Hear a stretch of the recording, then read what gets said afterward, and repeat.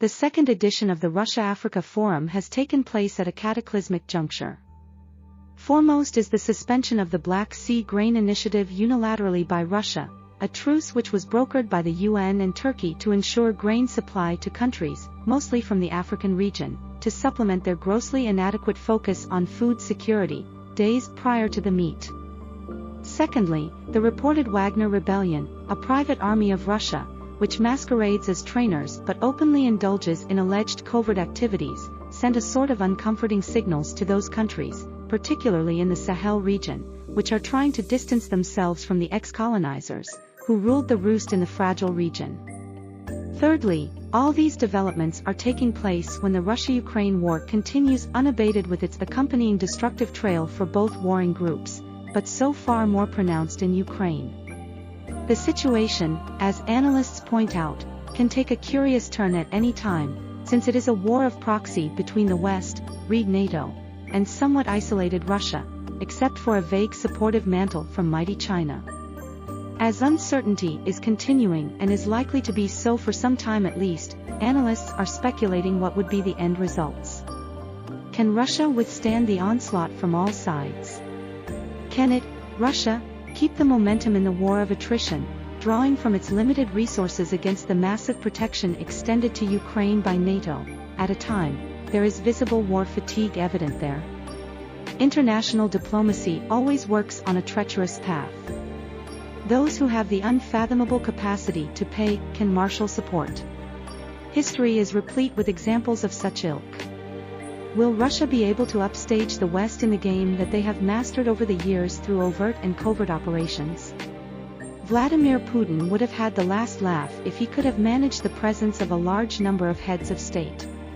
Depletion in the number of their attendants should be a matter of worry for Moscow, since the number had come down to a paltry 17 as against an impressive number in the first edition of the forum. Does it mean the sulking countries are sitting on the fence to tilt their stand from neutrality to a more ambivalent posture? Notwithstanding the petering of the support, the forum had seen some vociferous support from expected sources. For instance, Zimbabwe, which is reeling under the pressure of Western sanctions, hit out at the perpetrators and lent full support to Moscow in its pursuits. The southern African country was adequately rewarded by Putin by announcing more investments there, particularly by Alrosa, the Russian diamond mining company, which is re-entering that country after winding up its operations a few years ago. It is to be seen what would be the aggregate takeaways to the African nations in terms of duty-free access to the Russian market, investments, and assurances for technology transfer. That is important at a time when there is a bombardment of assurances for trade, investments, and freebies from the Western Bloc. What should be the ideal situation for Africa amidst the uncertain cocktail of war, animosity, and one-upmanship? The right pathway is the immediate end of the war and acrimony and a status quo that can bring back not alone the African growth on an even path, but also a world economy growing at its usual traction to put the COVID-19 blues enveloped behind. That may be wishful thinking in the near future, since ice that was formed between the West and Russia would take time to melt.